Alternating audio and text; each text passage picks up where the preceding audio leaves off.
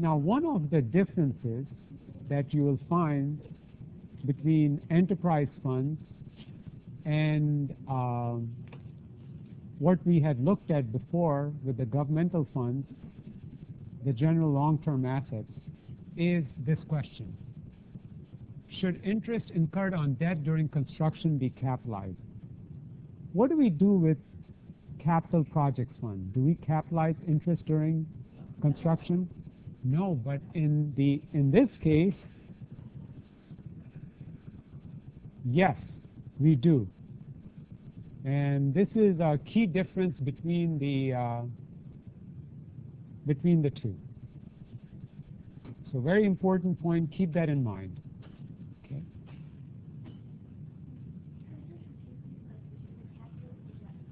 Which is the government and the enterprise fund, utilities, yes. And then there is the question of should an imputed amount equivalent to interest be capitalized if a utility's own funds are used for construction? And they do that. What if you were to finance it from your own funds? Do you impute an interest amount? Yes, you can do that. And that's that fancy term, allowance for funds used during construction. It's both permitted by utility regulators and the FASB. Now, I have to tell you one thing about the word utility regulators. And some of you might not be familiar with this. I don't expect you to be familiar with this. But if you ever go out and work for a utility, this will become very, very important. Most utilities, if not all utilities in New Jersey, are regulated. What does the word regulated mean? It means because they are utilities, let's take an example. If you live in an area where only public service electric and gas supplies you power, what can they have the tendency to do to the rates? Up. There has to be some protection, right? And that's done by the state regulators to make sure that a reasonable charge is arrived at. Because when you are in that capacity, or a water utility company, same thing. So the state, through, in New Jersey's case, Board of Public Utilities, or the Department of Environmental Protection, will set your rates. It's a very, for some of you it might seem boring, but boy, there's a lot of money involved in here. Just think about public service electric and gas setting its rates. How do the regulators do it? And I won't go into the process much, but basically what happens is PSE&G comes up with a financial forecast. Says this is what our cost is going to be, and this is the amount of electricity we're going to generate. This number divided by this is what our cost should be per kilowatt hour. And the state regulator says, you know what, all those costs, they're overestimated. We're going to cut them down. So what do? When they cut down those costs, the rate comes down. And of course, they allow them a rate of return for the investors. But that's what that word regulator means. The what? No, it is investor owned, but it's regulated. They don't have the ability to set their own pricing like businesses do. Okay? And then these two accounts. They've mentioned the current liability account, customer advances for construction, and customer deposits. We talked about customer deposits already. What is this? Customer advance for construction. Let me give you an example. You are a water utility company or a sewer authority, and there was a development a mile away. They wanted to be hooked up to your system. You say, look, unless you pay for this, we're not going to do it. So they might do what? They might pay you for that hookup. Okay?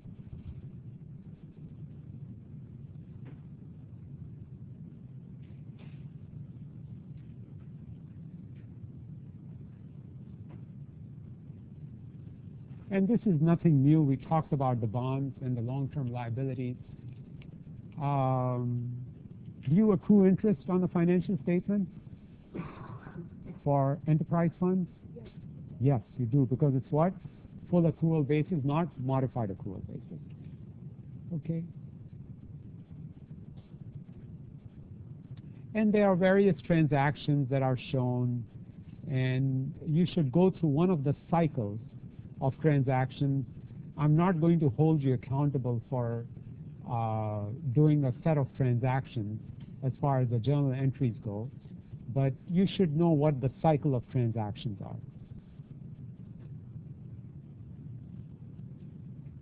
This is the part we are going to skip. This is Appendix A. It says Regulatory Accounting Principles. And we're going to do one section of it, but we will skip the piece which starts on page 286 through 288. 286 through 288. And let me talk about what begins on page 288.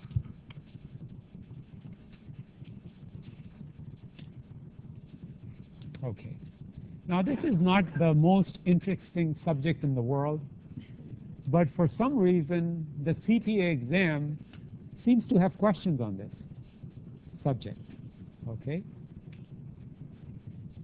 Municipal Solid Waste Landfills. In fact, from the other side of the building, you can see one or two of them. Actually, when you're driving on the turnpike, on the eastern spur and both the western spur, you see like a mountain with some solar panels. That's a landfill, an old landfill with garbage on it, which they put solar panels on. Okay?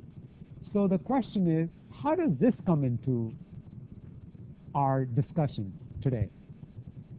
Because the landfills are operated as an enterprise fund. Why? You want to recover the cost of operating them. I'll give you a very simple example. Let's assume the landfill could accept 1 million tons of garbage. Okay? So for each ton of garbage, we don't depreciate landfills. What would you do? In this case, you're actually amortizing or depreciating. You could say depreciate because it's landfill, which is, we never depreciate land, right? But in this case, what's happening? We're reducing the value of the land for each ton of garbage that goes in on it. Now, why do I mention this? Because under the federal rules, environmental protection rules, it says that if somebody decided to open a landfill, they must provide for taking care of that landfill for 30 years after it's closed. And that's called post-closure care. That's this, 30 years after closure. So I still don't understand what that means. Well, what it means is when you operate a landfill, you have direct costs, right? But then there is another charge that has to be made. And that charge is based on the amount of tons that you have placed on the landfill. So let me give you a very simple example, and you don't need any fancy formulas. Let's say you had write this down. You have 1 million tons capacity on the landfill. For 30 years, taking care of it for 30 years is going to cost you $10 million.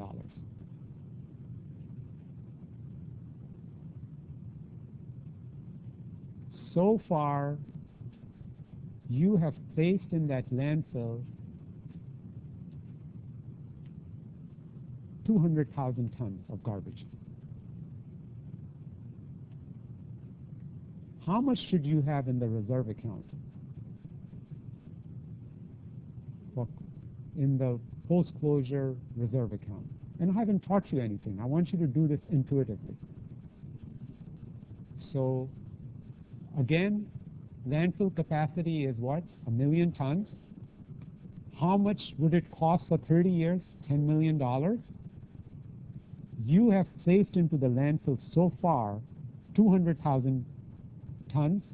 How much should you have in the reserve account? $2 million, right? Everybody got that? 20% of the capacity of the landfill, right? 200,000.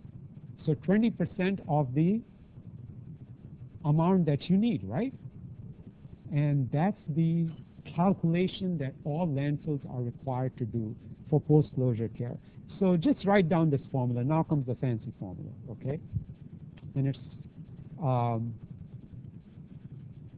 so it's the estimated total cost of post-closure.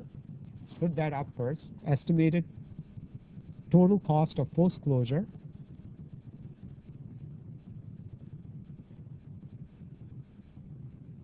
divided by total landfill capacity.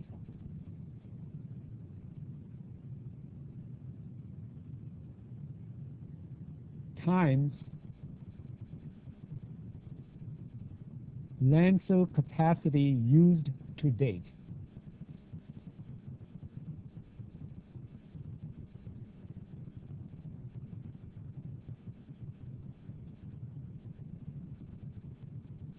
Put everything in bracket around what I just gave you, minus the amount recognized in the past.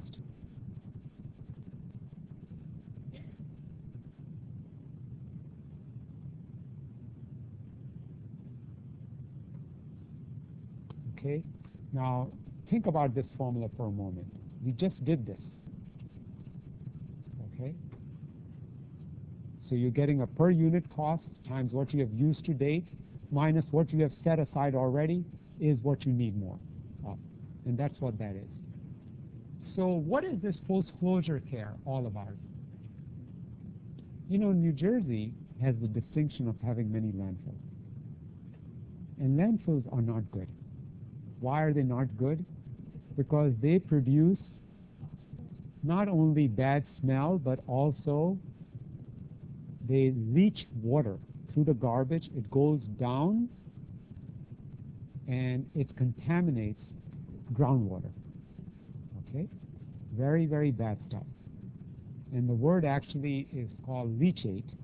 That's the word it's not in the book, but it might be. It's called leachate. It's really bad water. Okay? All landfills are required to treat this leachate, meaning clean it up in some way, or dilute it, do something to take care of the leachate. And if you take leachate and just put it into the rivers and lakes, not a good thing. All right, fish die, there are a lot of problems. What is another problem? So what post-closure care says is that you have to handle this leachate, which comes off. You know that landfill I was talking to you next to the turnpike generates 1 million gallons or more per day of leachate.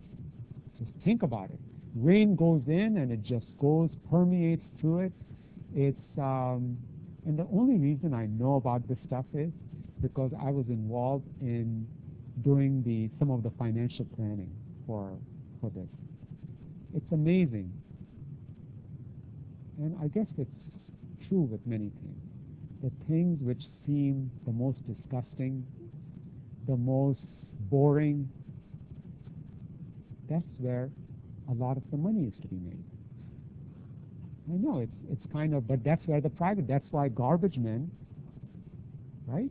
That's why, and I don't want to say that because we are on this, but you see that but it's true. And so there is leachate, and then the other problem is when garbage decomposes, what does it produce? It produces greenhouse gases. And what happens if you just let them go into the air? Well, that's not good either. So what do you do with methane gas, and the other? Well, you have two options, as they did out there, which was to take the gas and send it to Public Service Electric and Gas and have them sell it through their distribution system. Now, it wasn't clean gas, but it was enough where they could work with it. And the second option is to burn it before it goes up into the air. Billions of cubic feet of gas a year, and we don't even see that. And that's why this area is so important, because you will not get a clean opinion on your financial statements if you do not take care of post-closure care costs as required by GASB. And actually, I was fortunate enough to be on the committee which put together the standard. And that's why I know a little bit about it. Standard for, I know, I wish it was something more exciting, right? But that was what it was. But it just tells you that you have to think about all of these things. And that's one of the tremendous liabilities that a government could have. Okay. Segment information, we won't worry much about this. It's segment reporting within the enterprise fund. And actually, I have an example later on this, so don't be concerned too much about this. Let's do one thing. Let's go take a look at a question here. Let's take a look at question on page 305.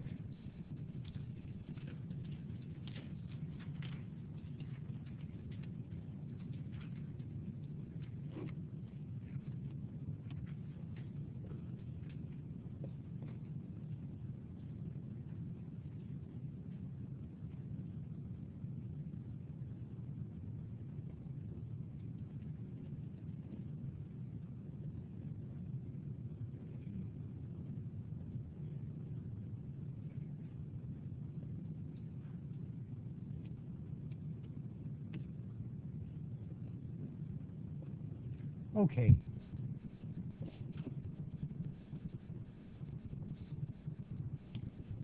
Now,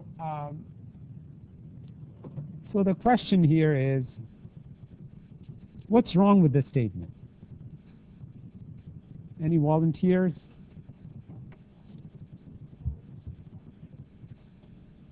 Okay, the first thing, I'm sorry, what did you say?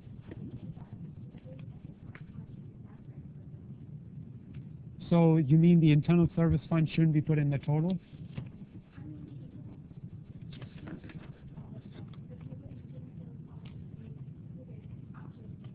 That's good. Okay, everybody see what she just said? She said the internal service fund should be on the right of the total, not on the left. You don't add up enterprise fund and internal service fund to come up with the total. Remember the example I showed you before? Okay, you don't combine that.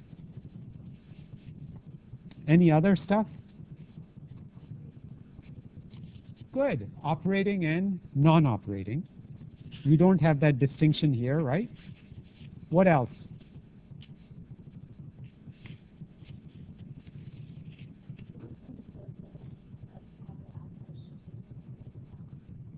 Okay, that's an interesting question.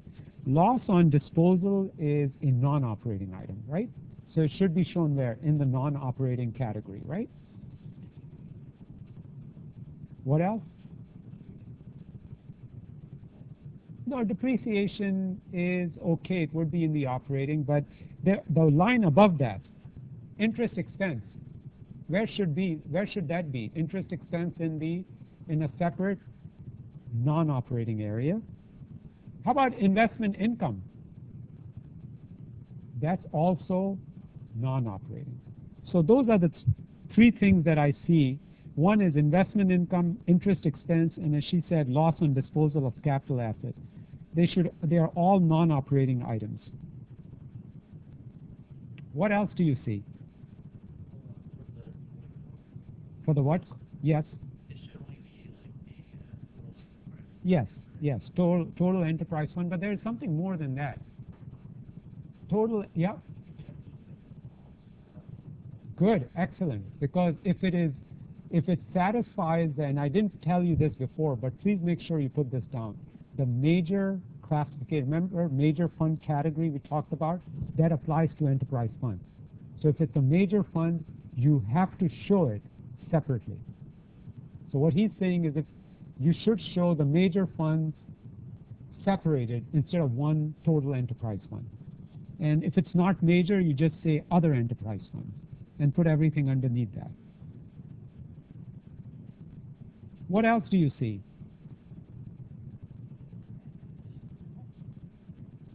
Well, that's, so you're saying instead of saying net, they use net asset. Yes, there's a terminology problem, should be net position. But something else besides that.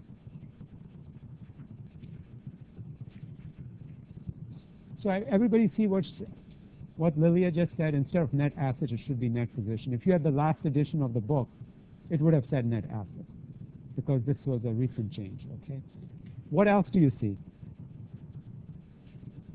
What about this other financing uses, interfund transfer out? Do we have other financing use or source in the proprietary fund? No, we don't. We don't. That doesn't, the OFU, it should not be referred as OFU. You can show transfer out, but where does the transfer out show up? After operating items, non-operating items, and then the transfers out show up in their separate area, right? After the non-operating.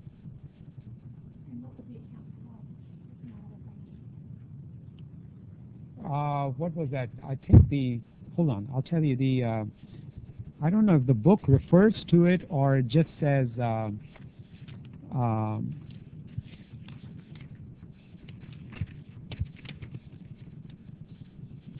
or it just puts it underneath it. Actually, it doesn't have a specific section.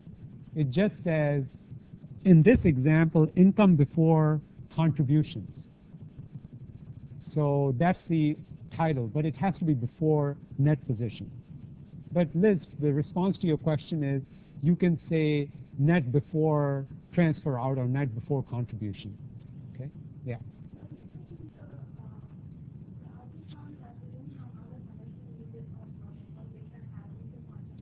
Yeah, you can still have it because that's, yeah, absolutely. No, no. Yeah, that's a modified accrual basis term. And then one last item, special item will also show up in that section. Special item and interfund transfer, that's where they show up. Okay, so just a little exercise there. And now let's take a look at our homework assignment. Okay, yeah.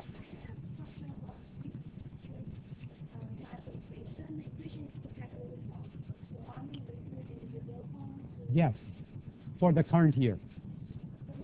For the current year, yeah. All right. Let's take a look at the first question.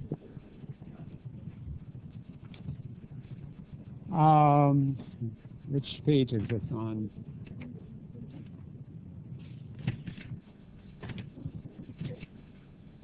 $246. Okay, multiple choice, multiple guess question. Number 1. Which of the following would not be considered a general long-term liability? Well, we better get that one right now, right? Which is what? B. Capitalized equipment lease of the water utility firm, because that's not a general long-term liability. Proceeds from bonds issued to construct a new county jail. A.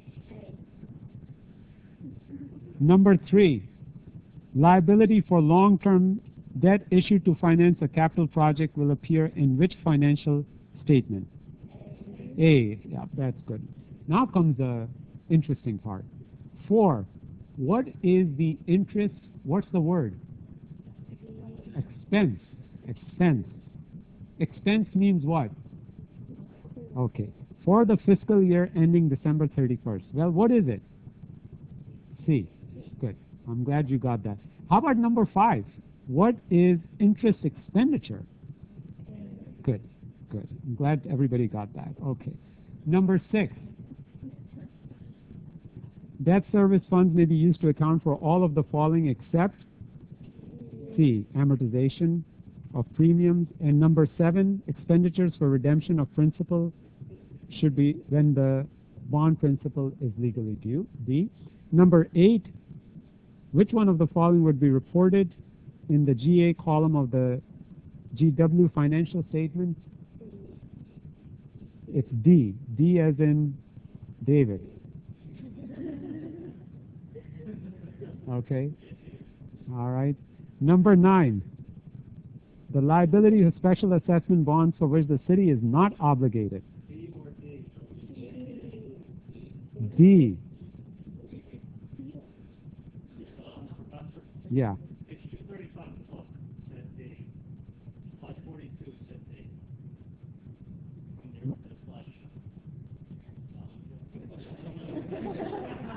I like that. I like that. He's really insistent on it. Okay, anybody take an opposing position? I want to hear anybody else say. Boy, Greg, you really read this stuff. I'm impressed. Okay.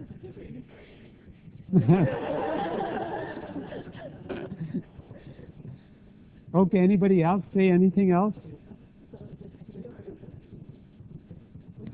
Well, it says the liability for special assessment bonds for which the city is not obligated in any manner should be reported in a, and the, so the, let's read the first answer. D, none of the funds or governmental activities general journal but should be disclosed in the notes to the financial statement. Okay.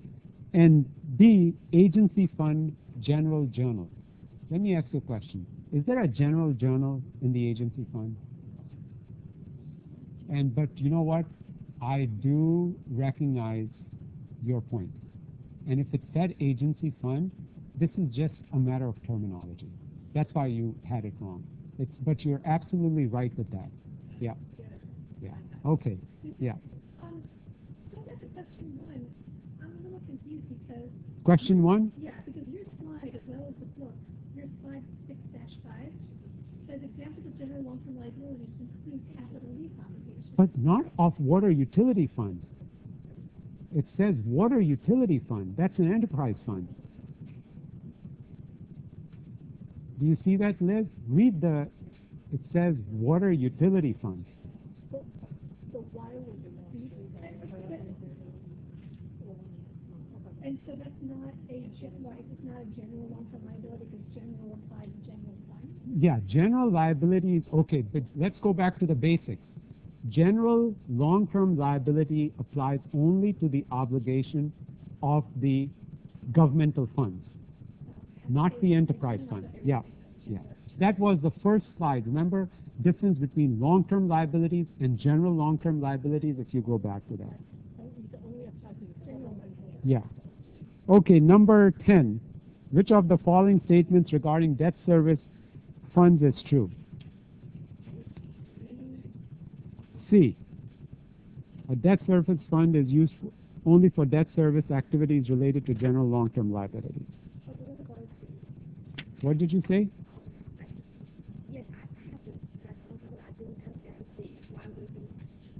It says because it must be prepared.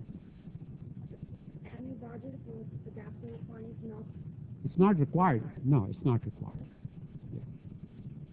All right, let's go to the next question, which is what? 6.4. All right. Let's see, how did everybody do here?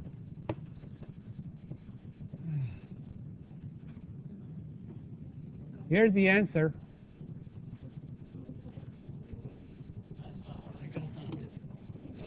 Greg, right? You got this, right? Okay. Let's take a look at this. 6.4. Yeah. All right. Can anyone answer Greg's question? If it's only 5 months, why is it exactly 1/2? How do you recognize interest?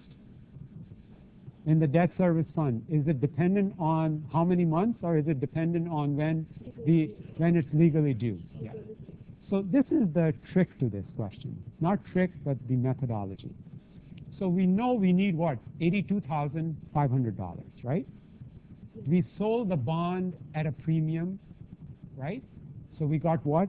$55,000, which can be used for debt service.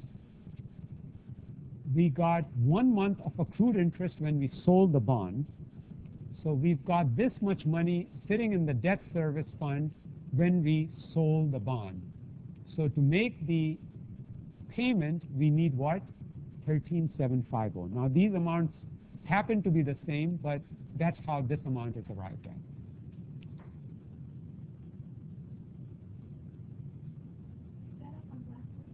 I'm going to put that on. In fact, it will be up this afternoon. I'll put that on. Yeah. The point of the question is, in the debt service fund goes the premium and any accrued interest, which is used to make the interest payment.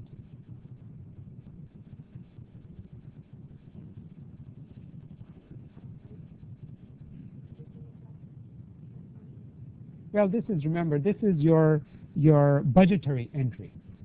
It's a budgetary entry. That's why you're setting it up this way. Appropriation. This is what the budget is at the start. This is what they put up. It's estimated. Remember, transfer in, budgetary entries are always opposite of the real account entries.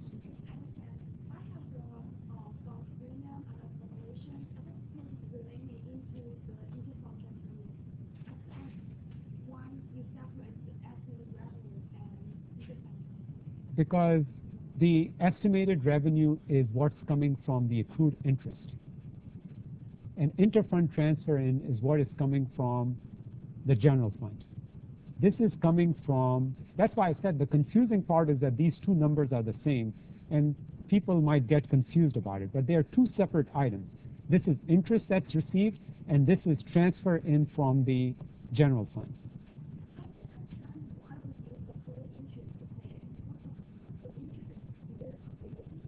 Yeah, that's available. When you buy the bond, you have to pay 1 month of accrued interest. It's like this. Okay, I'll quickly answer this. It's like this. You went out and sold $1 million worth of bonds at 12% interest. So each month it would be what? 1% of interest, right? You bought the bonds on February 1. You have to pay what? 1 million plus accrued interest of for the first month, which is what? 100,000. On April 1, you get 3 months of interest. I mean, on July 1, you get 6 months of interest. Yes. So you'll receive what? 600,000, right? Which includes your $100,000. You paid already. So the net is $500,000. Yeah. Let's take a look at the next one. Legal debt margin and direct over. This is the tough question, is trying to figure out what the debt margin is.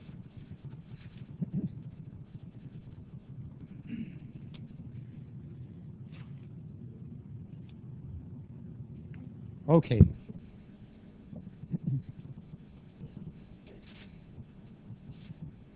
This is the number for debt limitation. These are the items that count against the debt limitation. And they have amounts set aside for debt retirement, which gives us a net, and this is what's available.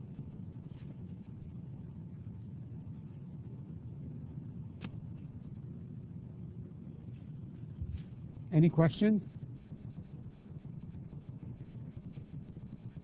So the trick here is to know which ones. Do water utility bonds? No. How about the transit authority bonds? Electric utility bonds? No, because they are what? They're not. They're all what? Enterprise funds, utility bonds, right? That's why they don't belong here. Guys? Okay. Let's go down and look at the next one, which some people had problem with, which is this. the overlapping debt. Okay? Let's take a look at this, okay? So this is the overlapping debt we have. This is the direct debt. And there was the question which people have is, see this says 9.2 million. Why isn't it 9.2 million minus 1.8 million? Because that amount has not been retired. It's just resource available, but it's not retired. So this is the direct and overlapping debt that accrues to this city. How do you get the 9,200,000? 9,200,000 just came from the previous page. Right there. That's the direct debt. So the direct debt goes into right here.